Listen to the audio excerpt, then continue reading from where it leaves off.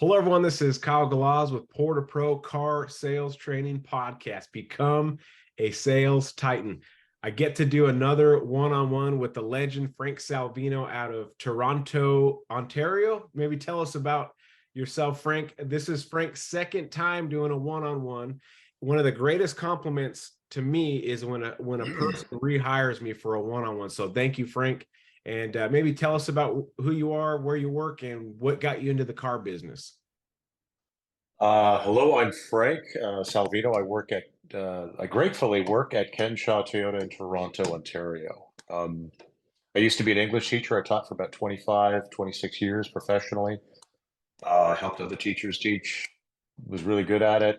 Pandemic, blah, blah, blah. I did some contract writing for a couple of years, and I've always loved cars. And went to England in the fall of October 2021. If you love cars, England's a great place to go. When I got back, a light went off. I thought I'd work with cars, started off as a lot attendant, got my sales license, and then ended up on the floor at Ken Shaw Toyota in February of 2022. So I've been at this about a year. Well, that is awesome. I think the last time we did a one-on-one, I think you were about 6 months into the sales or so. Yeah. And now we're a year. So it says something that you're still in the business. A lot of people quit after 3 to 6 months because they just can't deal with it. And obviously you're excelling, and you traveling the world tells me you're making some money, because I'm doing all right. Yeah. I did all right my first year. Yeah. Yeah. Hey, well, congrats and welcome back to the podcast. It's nice to see your face. You look good. It's always my pleasure to help salespeople from around the world get better and better and better. And it sounds like you're doing great, Frank, and leading the board quite a few months out of the year.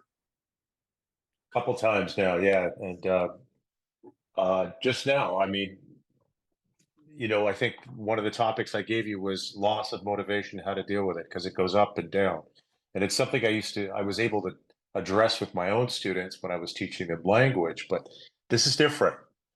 And I'm surprised I'm where I am right now, with some of the difficulties I've had over the last couple of months. Yeah, Yeah. we'll get into that towards the end, because I do want to address because I've gone through it and I've helped salespeople get out of it, and I'm going to help you on this episode too. So let's get this going. So one of your topics was bringing customers back in, Yeah. and when you sent me that, I started thinking about it. What did I do as a salesperson to get customers back in, and what do people do for me? Because I'm a consumer too. I buy stuff. What do they do to get me back in, right? Because I am a customer also, but I am also on the other side. I'm on both sides, just like you, Frank. You're on both sides. Right. You're a Yeah. consumer and a salesperson. So first, when I started thinking about it, is bringing customers back in tells me they were at your dealership at one point. Now you're trying to get them back in. So I think part of this problem is to dissect why they left in the first place. What happened to where you're trying to get them back in? And I think the sooner you can realize, okay, I'm losing people to trade-in values, I'm losing people to inventory problems, they're walking because I can't get them approved, or my finance guys can't get them approved. I think step one of this topic, bringing customers back in, is to minimize how many customers you're attempting to try to get back in. So a couple things we can discuss right here, right now, is when you're trying to get them back in, what are some of the reasons why you're trying to get them back in? What happened? Um, there's so many people that I deal with over the course of a week, over the course of months, etc. I can think of a few where, like you just mentioned, inventory. I'm thinking of, for example, a particular customer, an older gentleman who came in a few weeks ago, wants to time his delivery, or he wants to order a top end RAV4, wants to time it so that he can pick it up before he goes back to China for a few months. He can't do that because we can't guarantee that delivery. Right. Shortages are much worse here in Canada, I think, than they are in the States. Right. From all accounts, as far as I know. So he says he'll come back later. and maybe hopefully time it so that he can get his vehicle in the spring of next year. I work at a pretty good dealership. I'm very proud of being there and grateful. And we've never ever had an empty showroom. You know, we've always had vehicles there for people to test drive of every model that Toyota makes, apart from like the ones that are really hard to get. Like, we don't have any Venzas right now, right? We don't have any Sequoias. Apart from that, we've always had a showroom, and people will come by and test drive. So another reason is people are coming specifically to test drive. They're not coming to buy here. You know, they'll make a trip across the city, maybe from another city, come and visit us, and then go home and think about it and see the guy next door. That's a something I can't really prove that, but how do I get those people up from Cambridge back to me? Or, you know, that's another reason. And then it's the excuses that, you know, you introduced to me because I was new at this in the podcasts, like objections, stalls, right? I got to go home and think about it. The think about it is a big one. Life changes, right? I've had customers who were on the verge of buying and then they go away um, for whatever reasons, and there are lots of reasons. And then you get back to them and get them on the phone, and it's, you know what, I've just changed jobs, and yeah, but Yeah. inventory is a big one. Yeah, so what the things that you just described are the things that all of us deal with. Inventory, that one or two off customer that he has a specific timeline, he's traveling, or we do have those the people that want to go home and think about it. There's a lot of that stuff that's happening. But what you need to do, Frank, is figure out the majority. Which one am I, and start at that. Which one am I losing the most to where I'm having to come back in? I think that the guy that is from China, I think that's a one or two off. Maybe that's not one to even worry about right now. That could be last on it. I think if they're at your dealership just wanting to test drive and then possibly go buy somewhere else, maybe start with that one. But I think to chip away at, because this is a long game. This is not a short game for you. I'm 40. I'm not sure how old you are, but there's not many options as you get older to be that young up and coming guy anymore. So what helps me, motivates me, is this is where I'm at, and I'm gonna make it work, and I will figure things out, even if it's how to eat an elephant one bite at a time. So getting customers back in, let's find out what category am I losing the most. And I think you hit on it. People that want to come in and test drive and possibly buy somewhere else because you don't have the right rig there at that point. Or are you having struggles with trading appraisals or prices? Is that a big loss, or is it mainly the inventory? Well, I mean, trading appraisals, inventory, it's what makes somebody hesitate, right? You know, I've thought about it, like you said at the beginning of the podcast. We're also consumers, right? How long did it take me to buy my AirPods?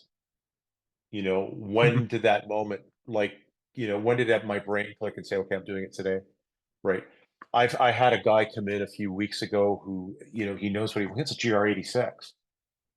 That's one car we don't have in the showroom, right? Because why would we, in a sense? What we need to economize our space. We've got so many other vehicles in there. He knows what he wants. He's not going to be able to test drive it anywhere, really, right? He knows exactly what he wants, but he comes in, gets pricing from me that he could easily do online because of the way Toyota's rigged its pricing now, or set its pricing up online. Gets pricing for me that he could have done on his own, sits with me, and then says he needs to go and talk to his girlfriend and his family because it's a big decision. Yeah, that's So, a big one. so I mean, when you say like which category, like how do you are we trying to minimize people leaving? Because it reminded me of when I used to work at a nightclub years ago, and the best doorman would say a good doorman stops trouble before it ever gets into the building, right? Art, good filter. Yeah, yeah, yeah. You know, and so how do I don't know. I don't know how to like get all of that experience with all these different customers and sort of put it into groups and say it's inventory. That's certainly an issue. Um, they say they need to think about it. Yeah. So you might just have a little bit of everything. And I'm not trying to figure out how to not let a customer leave ever. I mean, of course we Okay. want to sell them while we're there. But what I'm trying to do is figure out, do we have a habit of letting customers leave and then working on trying to get them back? And if you're pretty good at selling them what you got when you're there, then you're probably doing a great job already with customers that are in-house. There's going to be those one or twos that you just can't do anything with, and you can't beat yourself up about it. But we have to make sure we're not creating our own problem by letting people leave and then now fighting to get them back in to earn their business. So when a customer is there, like your the GR86 guy, and he wants to think about it, what I would do with a guy like that, or any of the people that want to order, is say, the more time you take to think about it, the more time the longer the delay is. If you order it right now and you give me a deposit right now, that gets you in the queue to get your car built. Then we don't have problems with supply issues because you're in the queue now. Now they've put these parts aside for your car. Now, if you wait and you want to go talk about it and you fiddle around and someone else comes in and places the order, then now you're in that second spot. They may not have the parts for it because we're having problems with parts and, you know, supply chain issues. So that goes back to you closing right now, because we all know the big back bus is the longest bus in the world. So are you asking closing questions when they're here and put a little bit of pressure on them to, like, what are we waiting on? You know the product, you know it's going to be awesome. Can we just do it now? So and give them a reason, not that you're trying to be a salesman. Give them a reason. The reason is, let's get you in queue so no one takes your spot. I only have an allocation for one or two of these bad boys. They're supply chain issues. Let's get you in it while I have an allocation. Let's stop delaying. Talk to your girlfriend after you go convince her, but I need a deposit. Let's put the order in. And just while they're there, Frank, just put a little pressure on them, try to get them to buy now, to commit to something now, even if you don't have the rig, like your guy that's flying to China. If you want me to guarantee the vehicle to be here, then let's order it and get your deposit. If for some reason you're in China and this car shows up, shoot, we messed up. There's your deposit back. I got a beautiful car for inventory that I'm going to sell anyway, you know, and now it's back on that guy. Well, now you're the one delaying. I'm ready to go. Come on, you know, and just make it to when they are there, you're doing everything you can. And some of those things that I say that you're going to learn to say, because it takes a little bit being a little more bold, but these people need someone bold enough to push them over that little hump of, well, I got to talk to my girlfriend. No, you don't. You mean to tell me that your girlfriend's going to decide what you get to buy? You kidding me? Come on, man. We both know that that's just an excuse for you to leave. Why don't you put the deposit and let's get this thing going and put that pressure. Now, if he blows out of there, hey, at least you tried. That's always been my motto. If the customer is like, no, this guy's putting too much pressure, I would rather go to my boss and tell him, when I was in sales, the guy I did everything I could and I put a lot of pressure on him. I'd rather hear that from my sales guy than me ask my sales guy, well, did you ask for a deposit? Well, no, I don't want to put a lot of pressure. I want some activity. Go out there and push them over that hump, because they need that sometimes. Now, so let's say you're doing all that right, and now you just have customers you are trying to get back in. Okay. Okay. And let's use do you play music? I forget if you played music or not. Yeah, I do. So we're going to use music as an example, because I play a little guitar and you play some music too. Guitar too, right? I do. I play guitar. Okay. Yeah. So let's use this as an example. So let's say you went to, are there guitar centers up there where you live? You mean like stores? Yeah, there's a store in the US called Guitar Center where they sell guitars. But what's a music store in your town, or one that you know? Long and McQuaid, Steve's, Ring Music. Long and McQuaid. How about that? Okay. Lonnie McQuaid? Yeah. All right. So let's say you went in there, right? And you looked at a guitar, and it was a little bit higher than you wanted, and it was a little bit of the wrong color. You wanted the sunburst, and this one was blue, right? And this one had the F hole cutouts, and you wanted a solid body. You know, it just wasn't quite what you wanted. And you left. What would you as a consumer need to hear from that guitar guy that's calling you now to go back in? Let's brainstorm. Had what I wanted. Okay. had what you wanted. Okay, but let's say it's never coming in. Those Sequoias aren't ever Okay. coming in. What would Yeah. it take, Frank? Not, let's say it's not the perfect guitar. Your guitar that you want is never going to get built again because they can't get a certain part. What would it take that guitar guy, that salesman, to tell Frank Salvino to get you to go back in? Being Frank, right? This is really you. And I'm the guitar salesman. What do you think it would take for me as a guitar salesman to get Frank back in there? Price incentive, But the maybe. the rig's not there, the right guitar.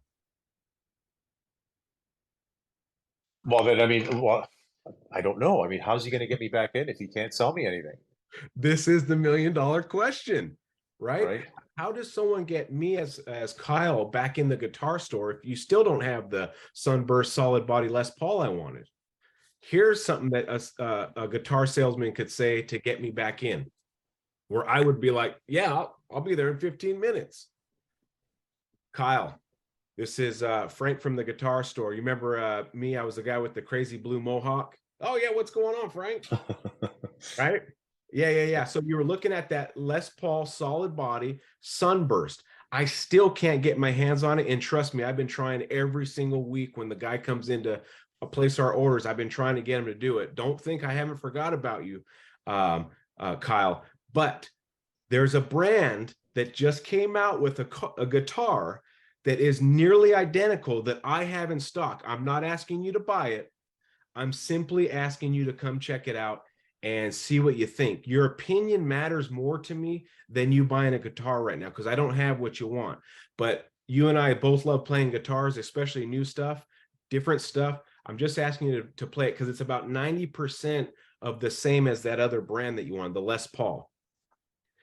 When can you come in to check it out? I'm dying to hear your opinion. If a salesman said that to you, Frank, and you're really a guitar player and they're only 15 to 20 minutes away, what are the chances of you going in there and trying out this guitar? As a guitar enthusiast, the chances are pretty good. Especially, Very good. Yeah. especially if he said, hey, I'm not asking you to buy it. I know it's not what you want. So there's the loophole to lower Frank's guard. There's the loophole to Frank, honey, I'm not going to go buy the guitar. The salesman just wants my opinion, right? It's a new brand. He can tell me the brand. What brand is it, by the way? You'll see when you get here.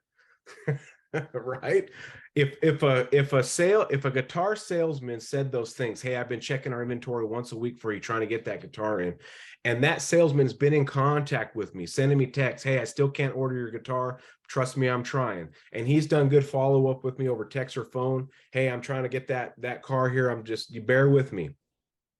And then something comes in likewise, he's done all that work, he's kept me in the loop, I'm going to give him a chance.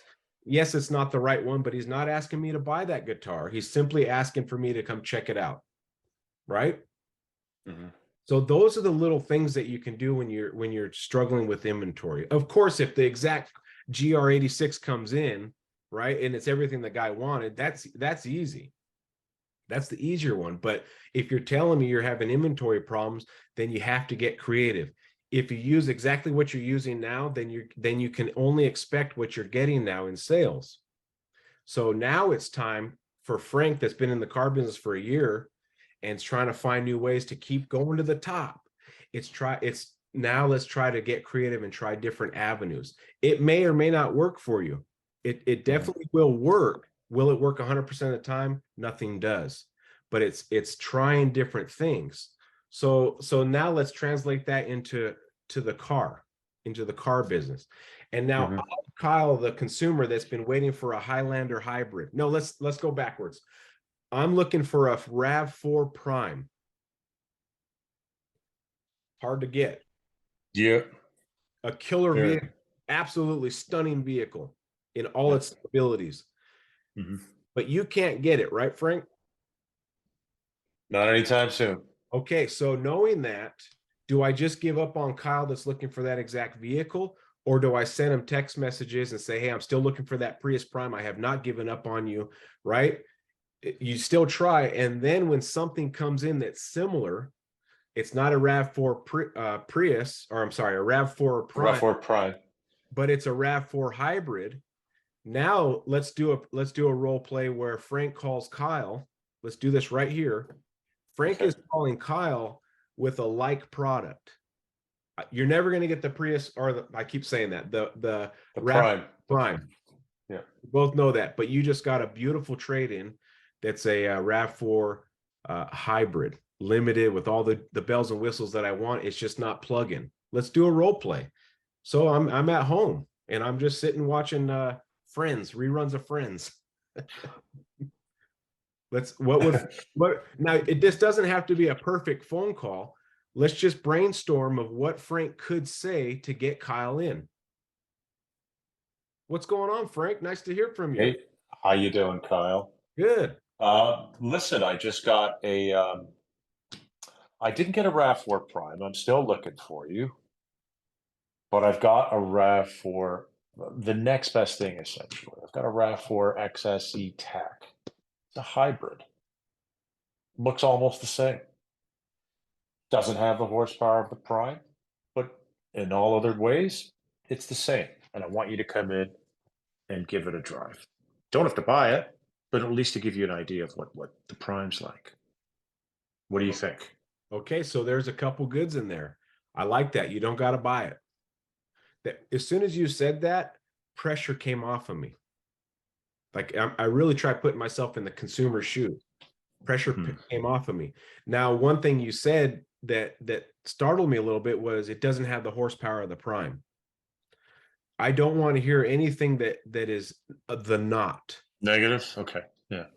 So on these phone calls, remember these things. I don't want to say anything that would make him sit at his house still. Nah, I really do. Because now, guess what he's going to say? Nah, I kind of wanted more of that horsepower because you fed it to him. Now, obviously, this is ad lib, and you do better in the real deal. But remember those little things that can mess up a phone call. So I got a RAV4 hybrid that just came in with all the equipment that you want in the Prime. I went out and drove it. I can't tell the difference between a Prime and this hybrid RAV4 with all the tech stuff that you mentioned on earlier. All I'm asking you to do is come check it out. I know you're not that far, but I'm just asking you to come check it out, get your opinion on it, and maybe it's something that you consider or not. If you come in and drive it and you're like, no, I don't want it, I want my Prime, so be it. But now I got another opportunity. Okay, so pause. I got one more opportunity to try to sell them something else and gave him a reason to come in, because if the RAV4 Prime is never coming in and it's a year and a half out, and I simply just not contact the guy with stuff coming in and trying to wear him down, I'm never going to have a shot at selling them. So to get people back in, Frank, you got to give them a reason. A lot of salespeople call, their customers and just like, they kind of like, what is this call for in the consumer's eye? I got kids climbing on me. I'm trying to cook dinner. I got the dog to feed. What's going on? So when you make these calls to get people back in, give them a reason to come back in. Gotta have a reason, yeah. You got to have a reason. And Yeah. if you want to lose that customer, then don't send them, weekly or bi-weekly updates. Because what will happen is, oh, that salesman forgot about me. I'm just gonna see if I can get a Prime over here. But if once a week or every couple of weeks you're sending them a quick text and you got them pinned at the top under RAV4 Prime, and you send them a thing, hey, this one might be coming in. We might have a VIN number ready. Can I get a deposit? You gave them a reason. You're giving them a reason and you're staying in contact. So going back to the guitar salesman, if that guitar salesman sent you updates once a week, Frank, wouldn't you feel a little bit obligated to go see him when he called you to try out this new model? Yeah, if he showed, I'll be honest with you. If he showed genuine concern for me as a consumer, yeah. If he was harassing me, this is one of the things that I feel, right? And it's one of those negative voices in my own head when I'm calling people. If he's harassing me, maybe I'd get upset. What would you classify as harassing? If It's a good question. Yeah, it's really good. Good question, tough.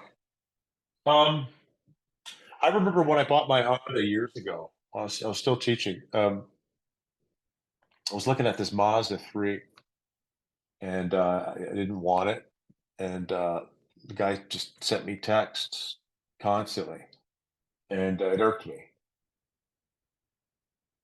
And I didn't want the Mazda. I ended up buying the Honda later on, but he just sent me these texts all the time, right, asking me to come back. And I wish I had saved them because I would have been able to use them now. I didn't know that I was going to be in sales at the time, but I remember being irked by them. Yeah. And sometimes, occasionally, when I call someone, I'm learning, right? So I call someone and I don't have a good concrete reason that I could use to bring it back in, and I call them and I've got nothing, and it's yeah, we'll get back to you. You don't need to call us. Mhm. That's the tone I get, and so I suppose I don't know what constitutes harassment. Yeah. So the Mazda guy that was sending you text messages, he kept grinding on you for this one particular car, right? So Right. I could see that being harassment. Like, listen, dude, I don't want that car. I want a Honda. Stop bugging me about that Mazda. And he keeps bugging you. Yeah, that could be harassment. I could classify that as like, dude, like enough. Okay, I'm kind of bugged now.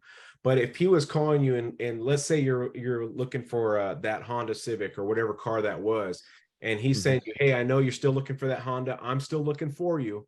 This just came in also, just running it by you, right? Do you feel like that would be harassment or not? No, that would be all right. Yeah.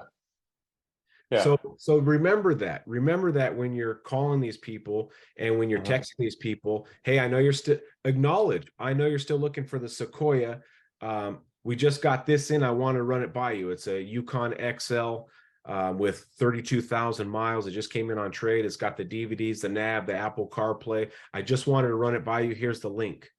That's it. That's not harassing. That's not bugging him. That's not sounding like a cheesy salesman. That's a guy that acknowledges I'm still looking for that Sequoia, and here's Mhm. something in its place. So, but let's go back and kind of resolve this, bringing customers back in. You got to have a reason for it. Yeah. It can't just be, hey, I was wondering if you want to come back in and check out that truck you drove last week. That doesn't work. Nothing's changed.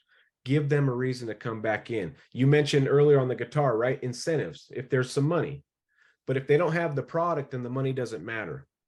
Mhm. So if they did come in and look at, let's say, a new Highlander, and they liked it, but you lost them somewhere, Yeah. and there are new incentives, yes, you can Yeah. use the incentives. Toyota just came out with some new incentives. When can you get back in here? Or you lost them because the trade wasn't high enough. And you can say something like this. I use this as a salesman. Hey, the manager that I wanted to look at your trade was off the day you came in. He's back. Can you get in here today? I want him to look at your trade because he already told me, hey, you got any of these cars out there? I'm like, yeah, I got one right here. Right. No matter what their trade is, you can use that verbiage. You got any cheap or inexpensive fuel saving cars? Yeah, I got this guy wants to trade in this old Prius. And I called you.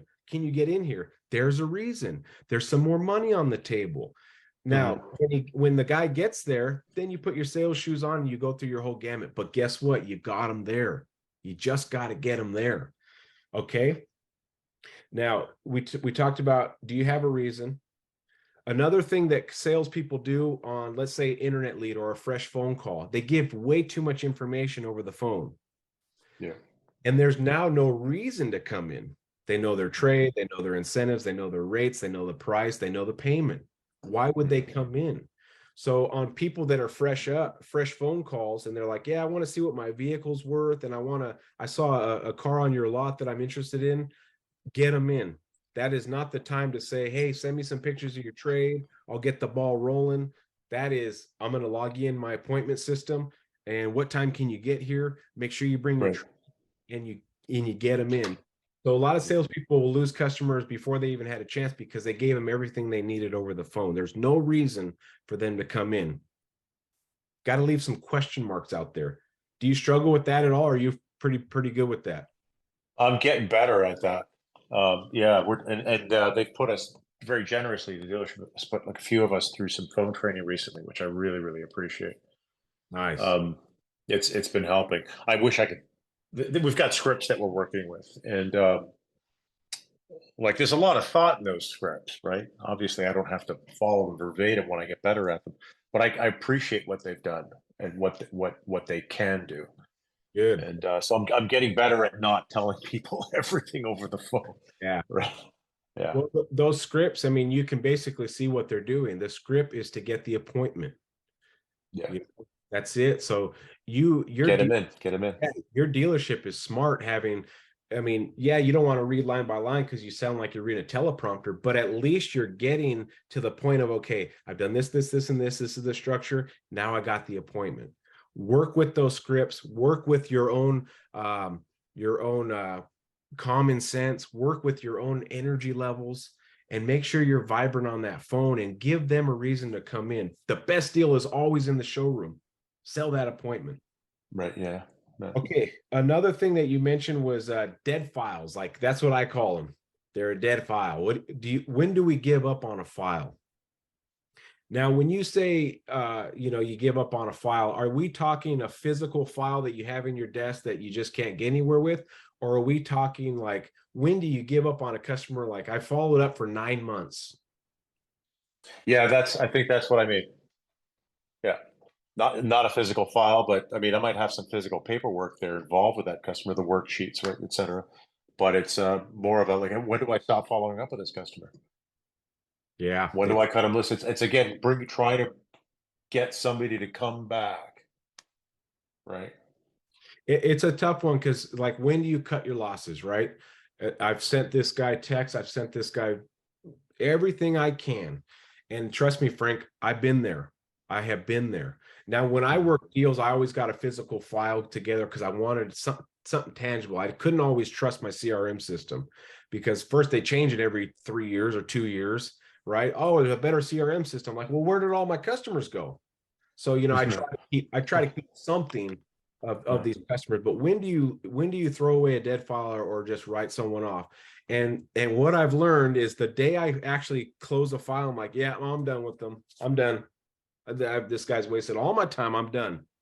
I come in and clock in. I'm like, he's buying a car from that guy. Like, Yeah. what? How, are you kidding me? Right. So there's a fine line because when you finally give up, that seems like when they want to buy.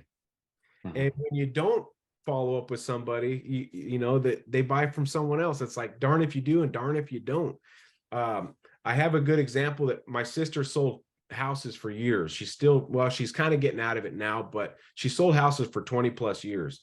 And she will never forget this particular customer.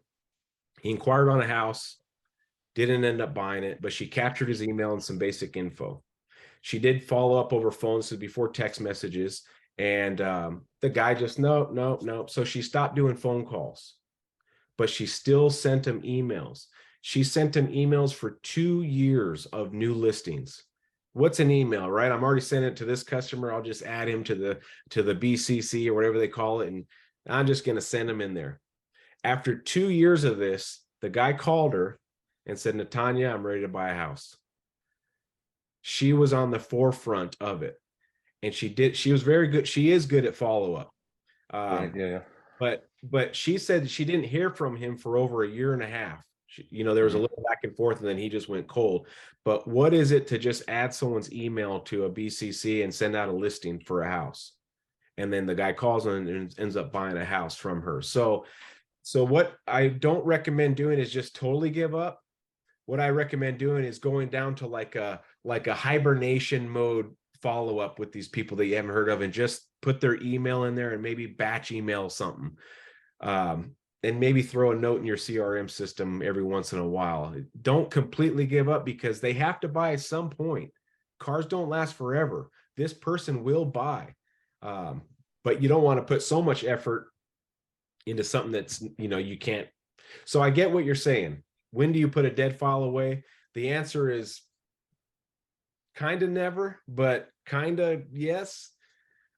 If you feel like they're hot and active, stay on them. But if they go dormant after a few months, maybe just send an email, a batch email, and just throw them in there hey, just thinking about you.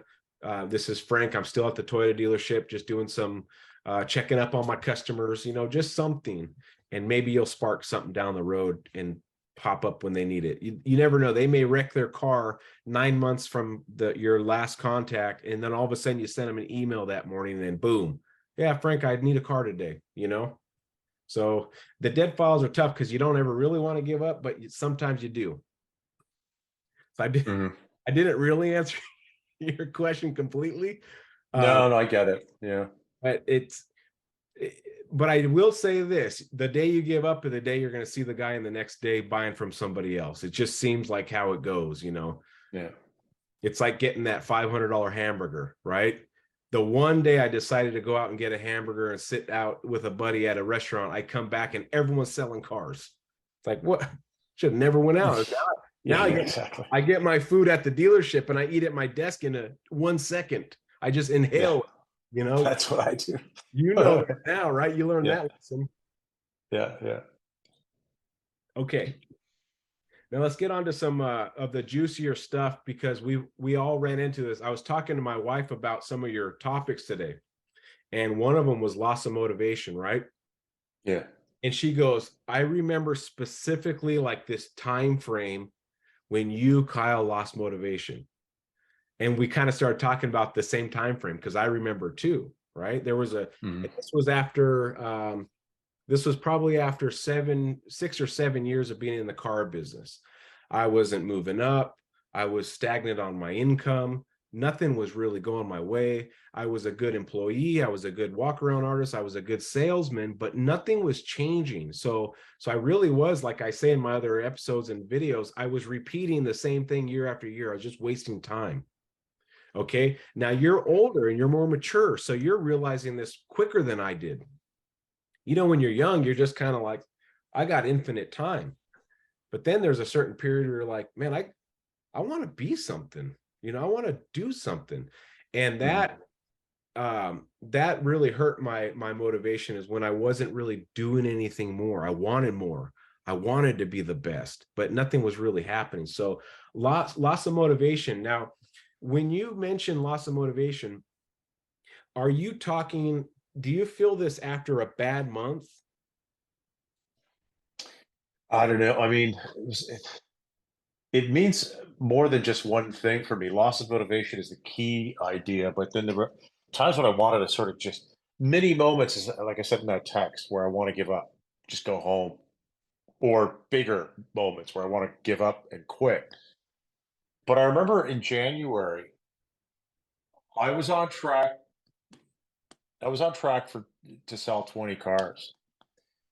I didn't. I didn't get there. I think I sold 16. And part of the problem was I lost steam at the end, lost motivation. And I remember one of the issues was an angry client. Something went south with the way the order went. I don't know if you need the details. I can give them to you. Wasn't really any of my doing. But the guy was rude. I mean, he was rude to begin with. Even when we first started talking on the phone, it was a phone order. I sold him a car over the phone, which we don't really do. But anyway, he was just that kind of guy. And then when things started to go awry with the paperwork, he got really rude. And I was getting tired, I think, exhausted physically from all the work. And this guy was keeping me awake at night, you know? And I didn't sell those extra 4 cars. I wanted to hit 20 that month, and I never got there. And and then I went to England and I came back, and there were a few other incidents similar to that. An irate customer, an irate lot attendant, um, managers who were, I love my managers a lot. I'm very grateful for them, but they get stressed out and they snap at you every now and again, and you're under stress. And um, suddenly I'm not wanting to. I just don't feel the urge the enthusiasm, right?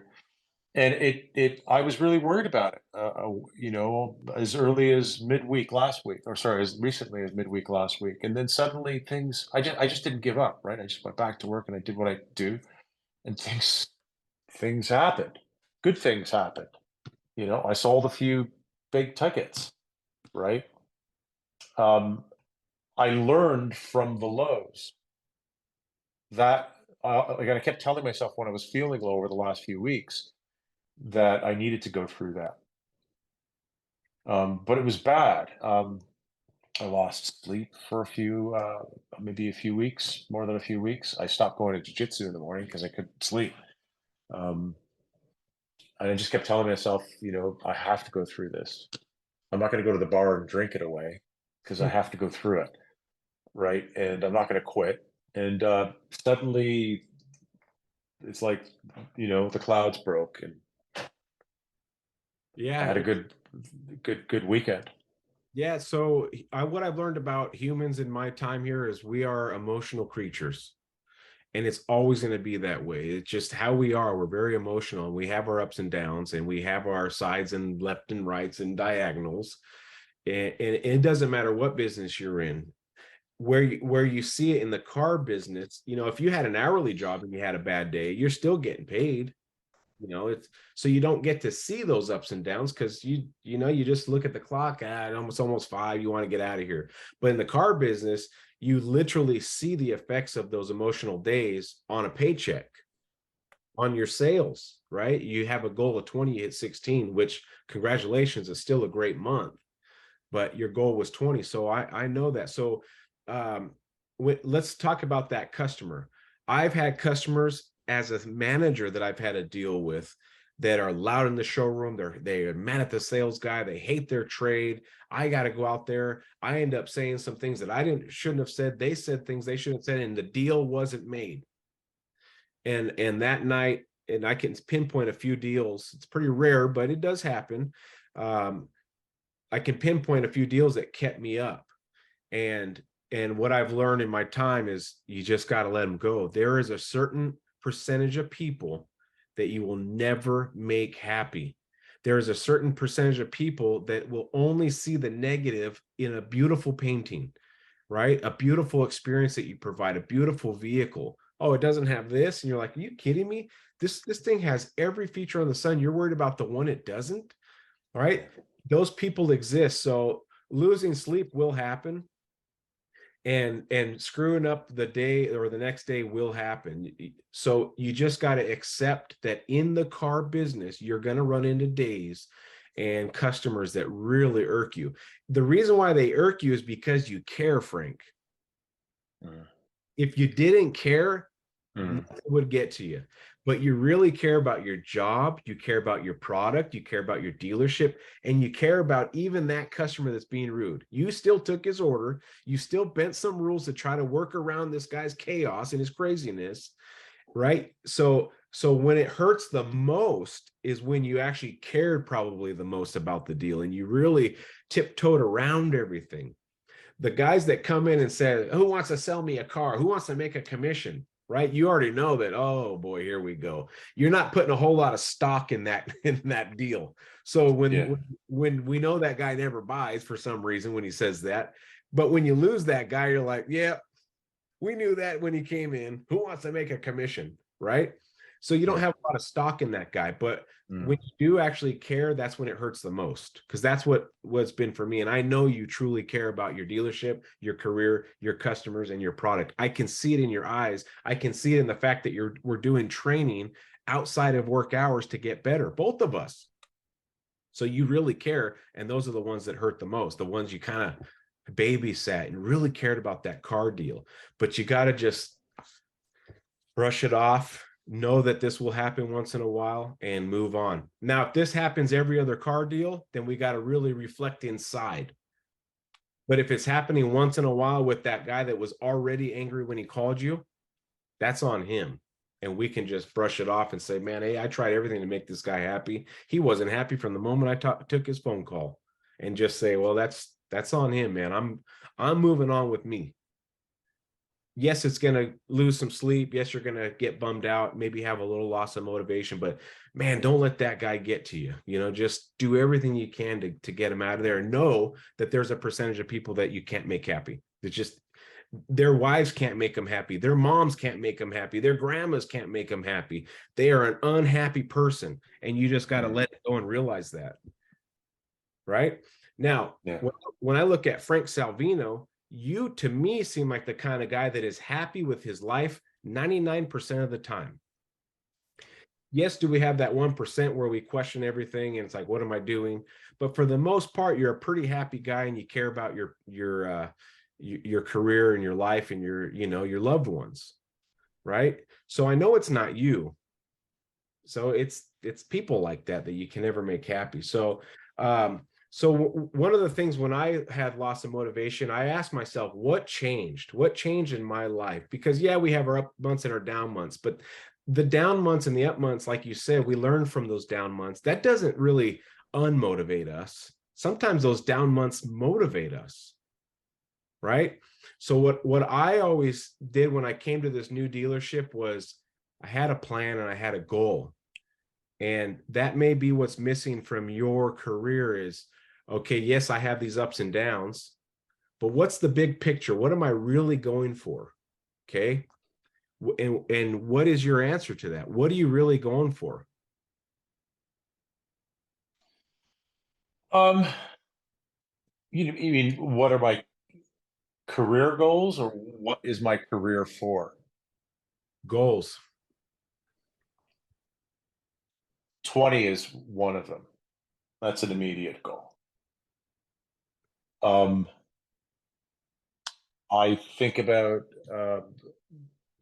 my girlfriend, wife to be a lot, and how I can either bring her here or go over there, right, and solidify that comfortably, right? And then to do that, right, requires money. But it's not just the money, but I need a career. I need a backbone when I do that, whether she's here or there. And I've got one now. I think about retiring um, comfortably so that I can retire and do what I want when I retire, which is like I'm not going to be inactive. I'm going to be, working somehow. Um, and I think about things that I'm kind of embarrassed to say this, but I think about Porsches. I'd like to own one. There are a lot of cars that I would like to own. Right. I love cars. I can't explain that, and I don't think I should have to really, but I just do. And I'd like to be able to afford a few. You're a car guy. There's nothing wrong with that. Yeah. Okay, so you've mentioned a couple things. One is a 20 car a month in sales. So that's an immediate goal. That's like I could do that in May. I could hit 20 in May. My goal is 20 Yeah. in May. Okay. Mhm. And then it's my other goal is I want to get married to this beautiful woman. I want to complete that whether I move there or here. Okay. So you got an immediate goal, you have like a medium goal, then you got your bad boy Porsche goal. So you got some goals, right? But what Yeah. happens when you hit your 20? What happens when you get your marriage? And what happens when you get your Porsche? Right? So your goals eventually end right now. Your goals end. 20 cars, I made it. I did my 20 cars. Of course, you're going to want to do it again and again, but those are immediate right now goals. And then you're Yeah. going to, hey, I'm going to get married. Boom, that goal's complete. You're not going to get married again. So that's done. Boom, it's in the bag. I got married. I love this woman. And now I'm going to focus on my Porsche, and I'm going to get my Porsche, which you probably have the means to get it now or you're getting close to it. But what after that? Here's what I see Frank Salvino doing, and you can correct me if I'm wrong. I see Frank Salvino being a sales manager at his dealership and training new guys and desking deals and getting deals financed and closing deals and being the ambassador and the leader of your dealership. Okay. Now, whether that's your thinking or not, that's what I see. Sometimes someone else can see more in a person than they can see in themselves. And I heard that for many years in my career. Kyle, man, you got all this talent. You're going to be something down the road. I didn't believe him because I couldn't Mm. see it. I'm in the Mhm. I'm in the corn maze. I can't see over it. Right. right? But a manager or someone across the US and Canada, I can see it in you. I can see it by the way you talk. I can see it by your posts that you do. I can see a man that can run a dealership in front of me. And you could disagree with me, or you could say, I don't want nothing to do with that, but I see it. And if you have goals like that, then these little speed bumps don't matter.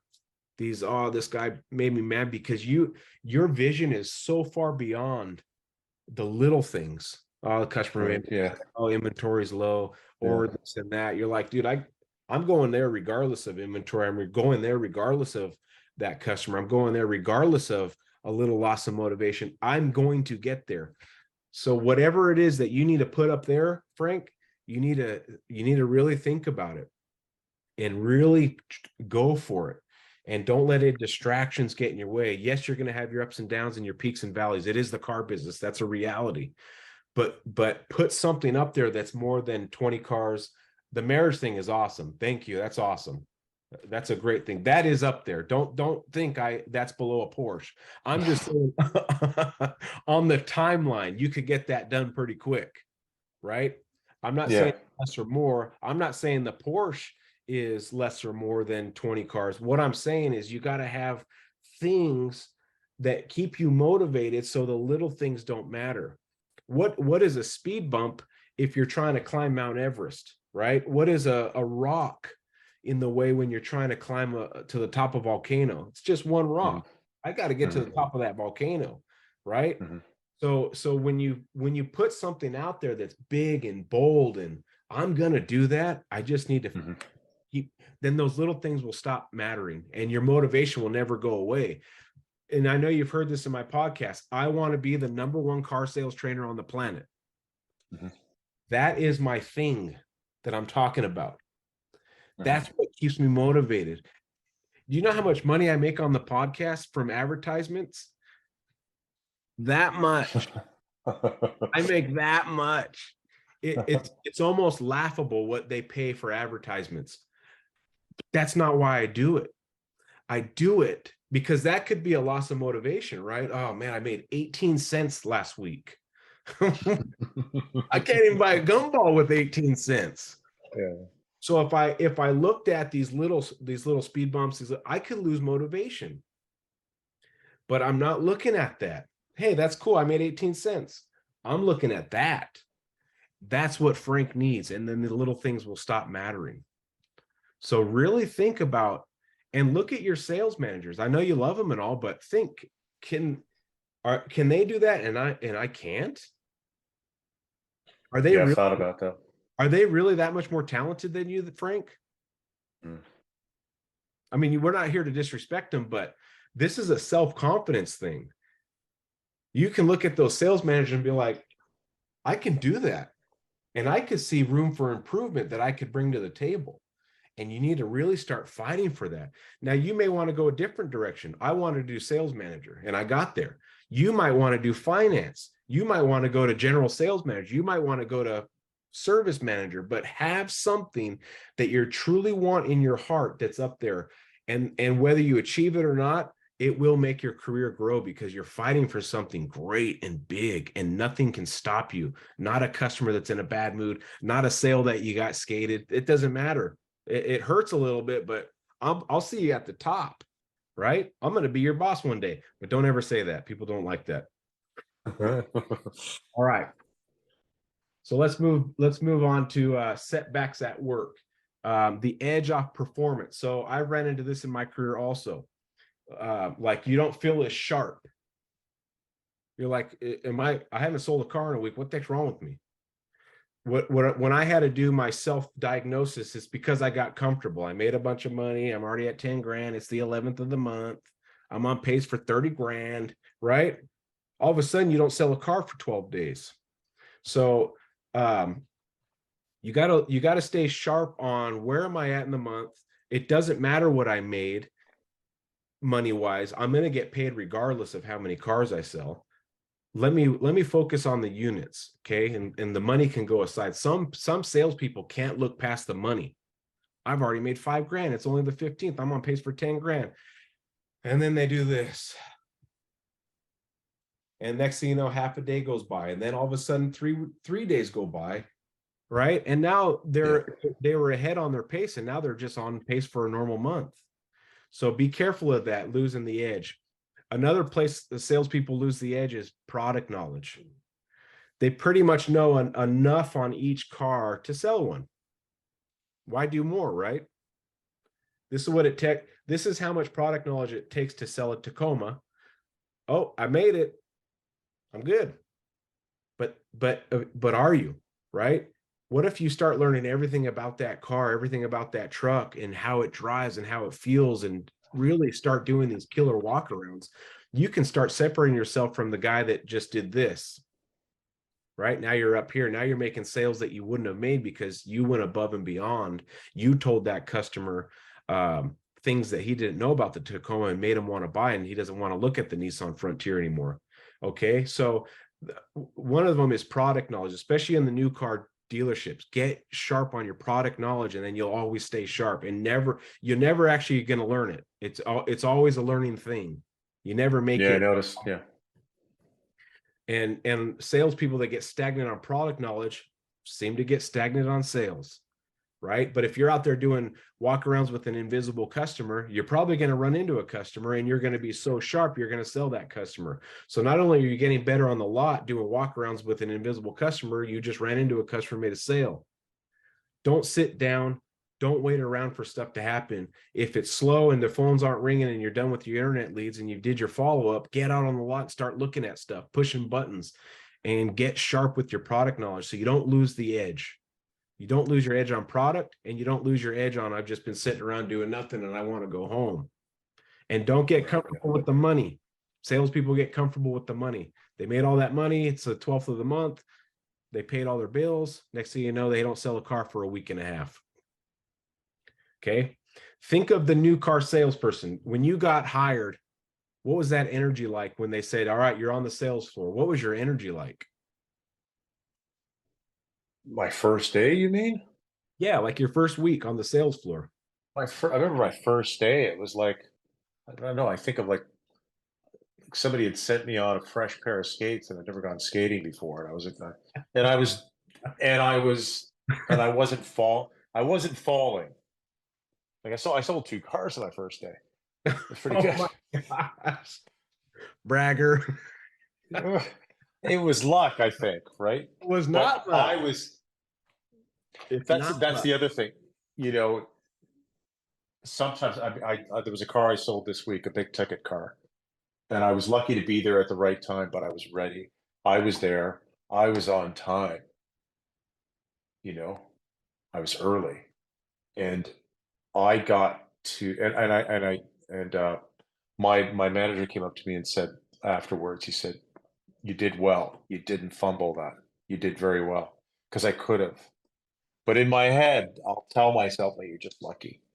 But there's lots there to recognize, and I think salespeople, sometimes guys like me, we need to be we need to remind ourselves that it's not, that we're doing all right. We're not just lucky. But getting back to your question, um, those first few weeks, like that first day, I snagged 2 sales. I really, I was excited. You know, I did it. I was really afraid of selling the first one. I was afraid that I couldn't do it, that it would take forever. And it happened like in the morning, like really early in the morning. And then I was doing it. It was like riding a bike, and I was doing it. I was pretty excited about it. You know, I wasn't great at it, but I was doing it. Yeah. And So it was you. I want to specify something. It wasn't your product knowledge at that point. It was you. You were energized, you were happy, you were excited, and that can sell a lot of cars. Okay. So when you get into these start questioning yourself, the edge off performance and things like that, remember what was it like when I was brand new? Oh yeah, I was just happy to have a job. I was just happy to have a place that gave me free coffee. I was just happy to be out and about with people that I can be like one day. Okay. You were excited about something, and no product knowledge necessary there, just excitement sold cars. Okay. And it got you to your first day.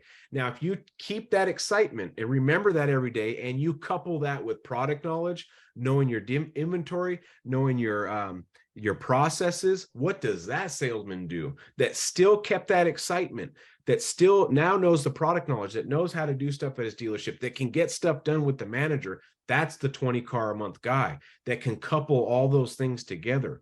So when you start feeling some edge going off, remember, okay, what I do when I was new, I was excited to be alive. I was excited to have a job, and I just needed to get in front of somebody. Remember that. Couple that with great product knowledge, couple that with knowing how to do business, couple that with some experience that you have now and the training things that you've learned. And that is your 20 plus. That is a sales titan, a guy that can do it all, a guy that can do the next level up's job too. I know how to, you know how to train a new guy now, right? I can help. Yeah, I could certainly. I guarantee you Yeah, could. And, yeah. I do my best when I see them. Yeah. and let's say the sales manager had to go home sick. He had a hernia. He had to go to the hospital. And they're like, hey, we need someone to work some deals. Frank, you know how to do it? Yeah, let me sit there. Right. I guarantee you could do it if you had to. You could rise to the occasion to do it. Right. So you're getting really good, Frank. Just keep doing what you're doing and keep that energy level, just like the passion I have right now for you. That's what you need to have for your customers and your career. Never lose the passion, and keep that excitement, and couple that with product knowledge. Okay, we'll go over a few little things where we hit an hour, but I just want to give a few more things to you. You mentioned managers wigging out because they're stressed out and they got their own issues, things like that. That's always going to happen. Every manager I work for, I either almost been in a fist fight with them, or they yelled at me and screamed at me, and I'm like, what did I do? Right? That's just human nature. Just goes back to, we are emotional creatures, and we all have a good day and we all have a bad day here and there. So you got to cut them a little slack. They deal with a lot of stuff that you may not even know, or you may know the behind the scenes stuff that they have to deal with, because I deal with it. And sometimes I get a little froggy with my sales guys, but you know what? They're trying to do their job and I'm trying to do my job. We have a good partnership though, and we always are trying to sell cars. So just remember that when they wig out, as long as they don't swing at you or cuss at you and whatever, it is what it is. It's business. Yeah. It's business. It's not going to hurt my Right. feelings. The angry clients I wrote down, you can't make everyone happy. If you see a constant thing, then look inside. If it's one off, it's not you, just move on. Mhm. Giving up, never give up, downward spiral, address that with excitement, and really think about, okay, why am I going in a downward spiral? Is it something exterior from the dealership, or is it something in the dealership? And try to pinpoint it and correct it. My thing, I've been married for 20 years, 21 years now, right? We got married when I was 19. I am 40. So you can do the math there. My thing, that if I went to work after me and my spouse fought, my wife Candle fought, I wasn't good for nothing that day. If I didn't get it resolved before I went to the dealership. So if we were battling and fighting and arguing over something and I went to the dealership, I was screwed. I knew it, because I love my wife too much. And so what I learned is I have to resolve it before I clock in. And it didn't matter what I had to do. Even if it was my fault, not my fault, whatever.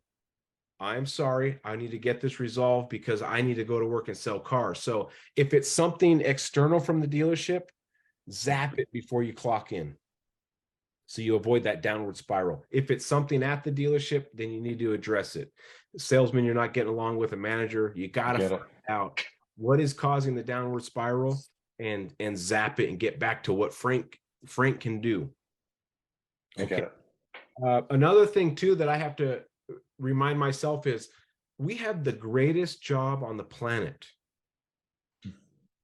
right? We have the greatest job. No one can put a cap on what Frank Salvino can make. Your income is limitless. Your income is only capped by what you put in. I like that, because I want to get paid what I'm worth. Frank wants to get paid what he's worth. We have the greatest job. We have a job where we have instant gratification. I sell a car, I get a voucher. There's no closing escrows, and there's no, well, the yacht has to be built. It takes 10 months to build your yacht, and I'm going to make 50 grand on it. Okay, I'll make 50 grand the next 4 months on car sales, right? So we have a job that we can make a lot of money with no cap. We have a job that gives us instant gratification. You're a car guy. We have a job that you're around cars. Are you a people person? Yes and no. Okay, you're what? I listen. I taught for years. I was good at it, and I could deal with. I noticed that. Yeah, yes. I mean, part of me is Yeah, certainly a people person. and Yeah, you're probably getting better at that part too. But if you, yeah, yeah. I just noticed that yesterday. Yeah, yeah, if you love people, you love cars, you have an uncapped wage, and you get to be around fun people at your dealership, we literally have the best job on the planet. And I have to remind myself of that sometimes. And you may have to remind yourself too, to where when you're about to clock in, you need to tell yourself, I love my freaking job. I love my managers. I love my Toyota product. I have the world's greatest job. And it will help you appreciate every day a little bit more. And when you say it out loud, I've learned your brain listens and it starts believing. yeah, yeah. That kind of stuff got me out of some of my slumps. Is what's wrong with me? I have the greatest job on the planet. I love the product I sell. I love my coworkers, and I said it to where my brain could hear it. And I promise you, it will start working. So your game plan, Frank, is when you're calling people, give them a reason to come in. Right. When you're texting people, give them a reason to not get bugged by you.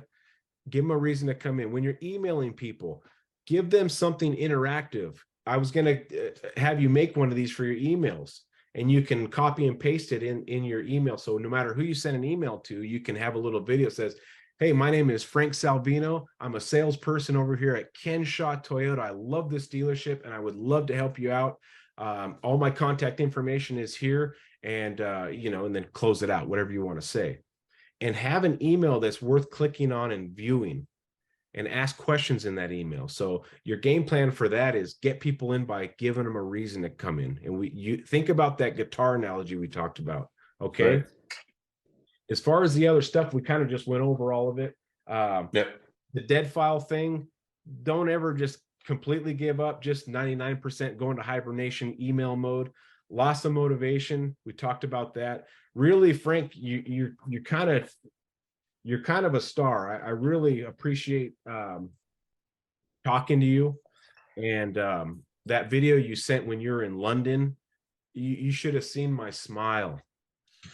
And it wasn't a smile just because, oh, he's talking about me. That's it. My smile is there's a guy on the other side of the planet that is benefiting from something I'm doing. And that is exactly why I'm doing it. The 18 cents isn't why I'm doing it, right? Right. I have my goal is to get up there.